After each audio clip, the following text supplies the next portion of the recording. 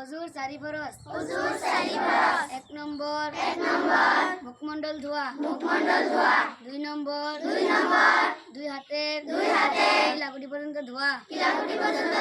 3 নম্বর মাথার চারি ভাগে এভাগ সের মুছে করা।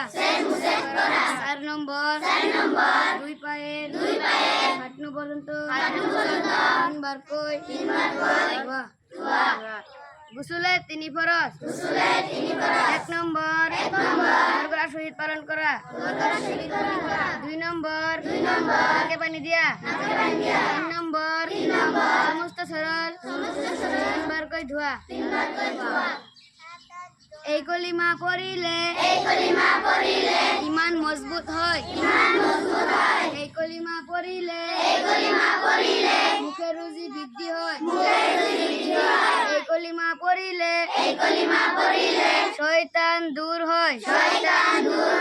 এই কলিমা পড়িলে বেমার আজার মুক্ত হয়।